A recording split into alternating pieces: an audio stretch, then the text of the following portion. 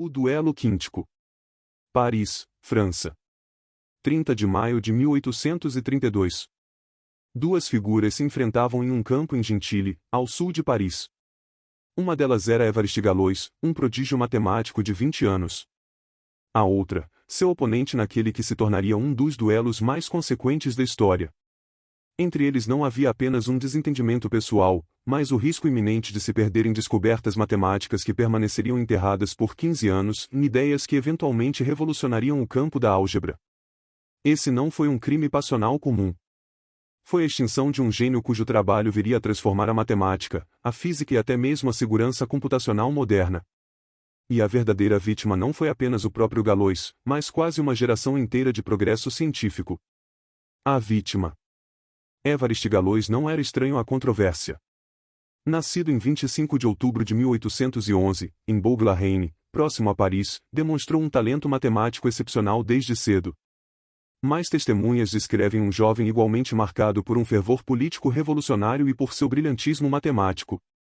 A vítima tinha um histórico conturbado, observa o professor Tony Rothman, físico e historiador da ciência.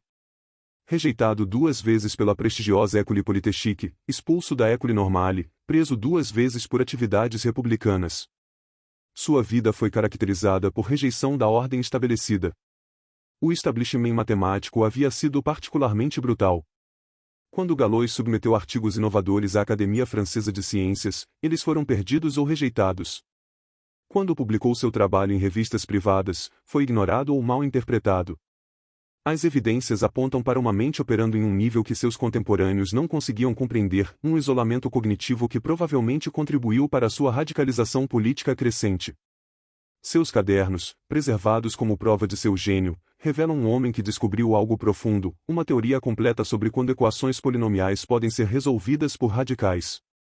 O que matemáticos vinham tentando resolver há séculos, esse jovem revolucionário desvendou antes mesmo de atingir a idade legal para beber. A cena do crime.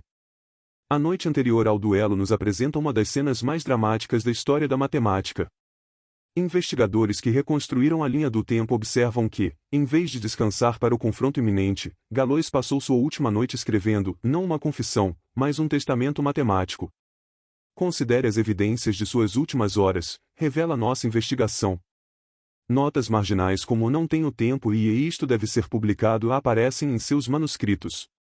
Ele corria contra o tempo para preservar ideias que sabia estarem em risco de morrer com ele. A carta a seu amigo Auguste Chevalier, escrita naquela noite, serve tanto como bilhete de suicídio quanto como testamento científico. "Fiz algumas novas descobertas em análise", escreveu ele. "Se eu perecer, peço aos patriotas, meus amigos, que não me censurem por morrer de forma diferente da minha pátria." Ao amanhecer de 30 de maio, exausto da noite de escrita, Galois chegou ao campo de duelo. A evidência física do que aconteceu em seguida permanece frustrantemente incompleta. Sabemos que um único tiro de pistola o atingiu no abdômen. Nenhum médico estava presente, uma omissão comum, mas potencialmente fatal, em duelos ilegais da época. O duelo parece ter sido conduzido segundo o Código de Honra Irregular do Tempo, observa a historiadora Laura Totti Rigatelli. Mas a ausência de assistência médica representa ou negligência criminosa, ou perigo deliberado. Abandonado no local, Galois foi encontrado por um camponês que passava e levado ao hospital Cochin. Morreu no dia seguinte, 31 de maio, provavelmente de peritonite causada por seu ferimento não tratado. Os suspeitos. A identidade do assassino de Galois permanece objeto de disputa histórica. Algumas evidências apontam para membros da artilharia da Guarda Nacional. Mas o motivo permanece igualmente misterioso. A teoria predominante envolve uma mulher chamada Stephanie Felice Poterin do motel, descrita em alguns relatos como uma coquete infame pelo próprio Galois. Teria sido um crime por rivalidade amorosa? Um assassinato político disfarçado de questão de honra? Ou simplesmente o trágico desfecho da cultura de duelos que ceifou tantas vidas jovens na França do século XIX? As evidências circunstanciais sugerem uma armadilha, argumenta o historiador Tony Rothman. Galois não era conhecido como bom atirador, e chegou exausto após uma noite inteira de escrita. Intencional ou não, as condições favoreciam enormemente seu oponente. Nenhuma acusação foi feita. O duelo, embora tecnicamente legal, raramente era processado na França da Restauração. O assassino de Galois saiu livre, desconhecido da história, exceto como o homem que extinguiu uma das mentes mais brilhantes da matemática. O encobrimento. O que se seguiu à morte de Galois carrega todos os traços de negligência institucional, quase constituindo um segundo crime. Enterrado numa vala comum no cemitério de Montparnasse, com a presença de apenas alguns associados políticos, Galois e suas ideias revolucionárias vieram perigosamente perto do esquecimento eterno. O establishment matemático que o rejeitou em vida continuou a ignorá-lo na morte, observa o historiador da matemática Peter Newman. Seu funeral foi frequentado por amigos das sociedades revolucionárias, mas não havia um único matemático profissional presente. Seus artigos, confiados ao irmão Alfred e ao amigo Auguste Chevalier, escaparam por pouco da destruição. Chevalier publicou uma breve nota sobre o trabalho de Galois em setembro de 1832, mas ela gerou pouco interesse. A comunidade matemática, precisamente aquelas pessoas que deveriam reconhecer o valor de seu trabalho, lhe virou o rosto. Durante 15 anos, esses papéis acumularam poeira. 15 anos em que a matemática lutava com problemas que Galois já havia resolvido. 15 anos de progresso científico perdidos. O caso reaberto.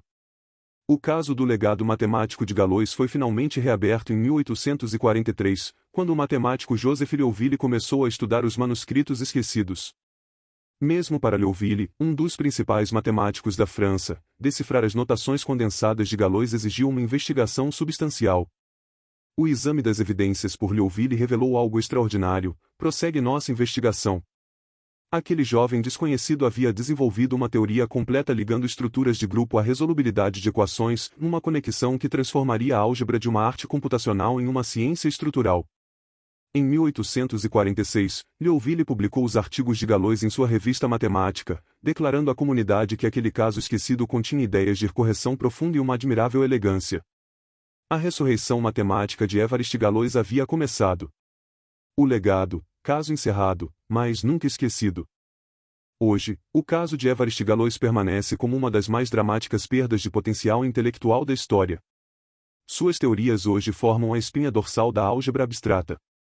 As estruturas que ele identificou, grupos de Galois, corpos de Galois, são ferramentas fundamentais na matemática moderna, na física e na criptografia. Quando você usa criptografia segura online, está se beneficiando de estruturas matemáticas que Galois pioneiramente desenvolveu, explica o criptógrafo Bruce Seneyer. Seu trabalho com corpos finitos forma a base de muitos algoritmos de encriptação que protegem as comunicações digitais. O verdadeiro crime nesta história vai além do assassinato de um jovem matemático.